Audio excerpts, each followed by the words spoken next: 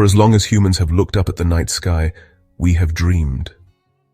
We have gazed at the pinpricks of light and wondered what lies beyond our own world. Are there other suns, other planets, other homes waiting for us? This dream is not just for poets and philosophers. It is a deep driving force in our species. We are explorers by nature.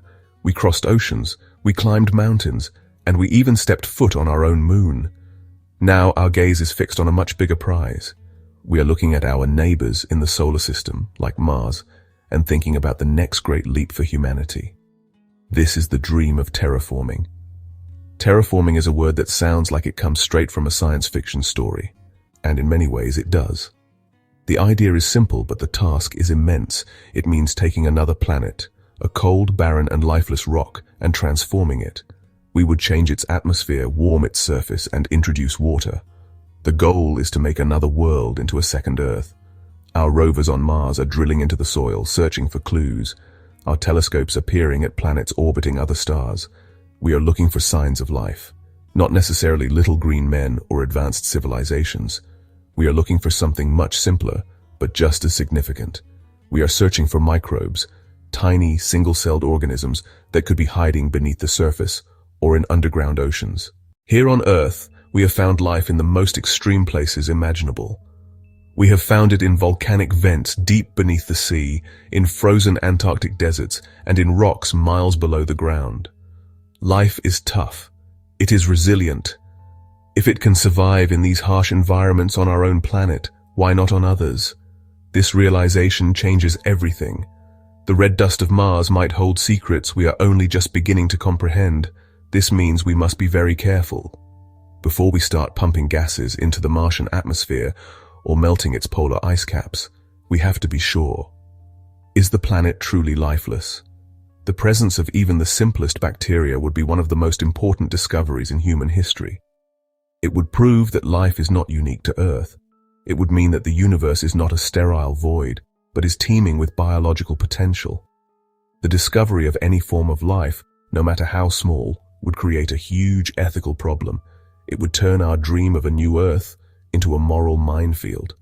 If a planet is already home to life, do we have the right to change it? Do we have the right to introduce our own life, which could wipe out the native organisms? Suddenly, our project of transformation becomes an act of invasion.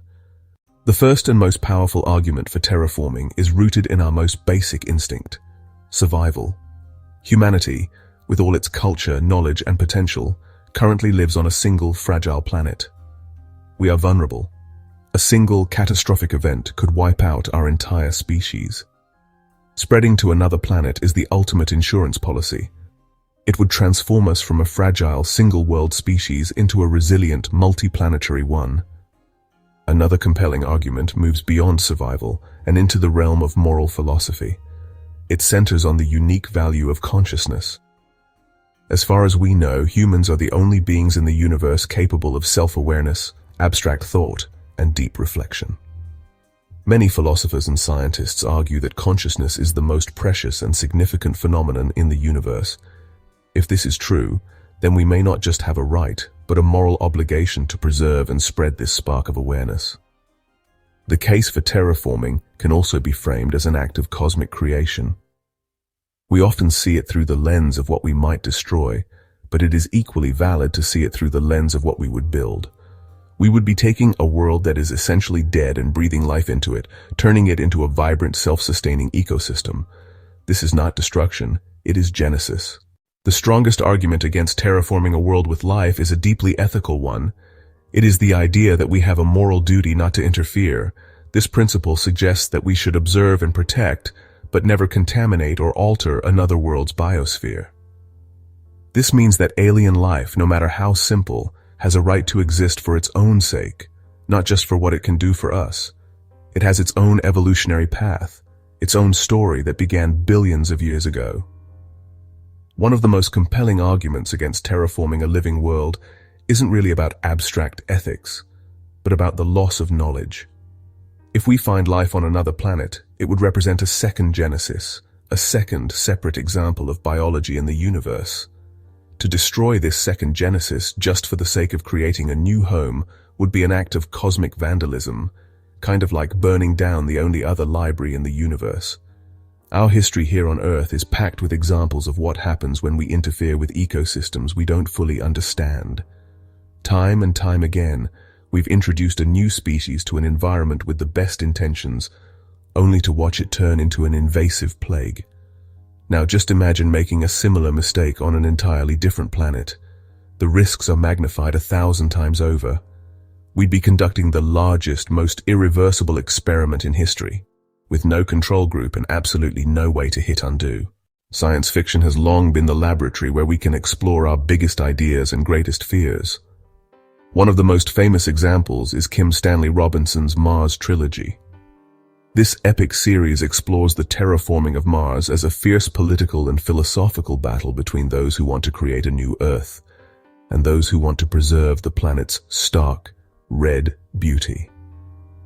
In the universe of Star Trek, the Federation operates under the Prime Directive, a strict rule of non-interference.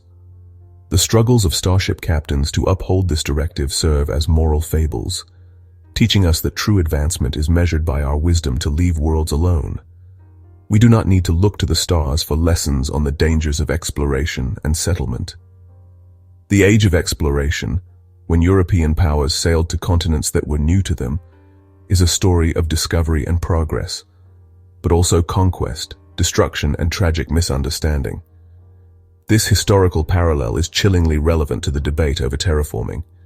When we look at Mars and see a barren world, we risk repeating the same mistake, failing to recognize a different kind of value, a different form of existence. Our understanding of Mars itself provides a powerful lesson in scientific humility. For over a century, our perception of the red planet has dramatically changed, swinging back and forth between a dead world and a living one. In recent decades, our more advanced rovers and orbiters have unveiled a far more complex and intriguing history. We have found clear evidence that Mars was once a warm and wet world, with vast oceans, flowing rivers, and a thick atmosphere. Finally, the case against terraforming really forces us to look inward and ask a difficult question about ourselves. Do we have the wisdom and maturity to handle such power? The act of terraforming is, in a way, an act of playing God. We're a species that still struggles to manage our own planet, a species that's currently driving its own home toward an environmental crisis. Are we really ready to take on the responsibility of managing another one? We stand at a crossroads, looking up at the stars with a dream in our hearts and a profound question on our minds. The debate over terraforming a world that might harbor its own life is not one that science alone can answer. It is a clash of deeply held values. On one side, we have the compelling argument for survival and expansion. On the other side, we find an equally powerful argument for caution, respect, and humility. Before we can even face this choice, our immediate responsibility is clear. We must explore with extreme care. Our primary mission for now must be the search for life, conducted with the utmost caution to avoid contamination.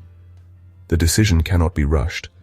It requires a global conversation, one that includes not just scientists and engineers, but also philosophers, artists, historians, and every citizen of Earth. Ultimately, the choice of whether to terraform a living world will define what kind of spacefaring species we become. The dream of a new Earth is a beautiful and powerful one, but our responsibility to the universe as we find it is a profound one.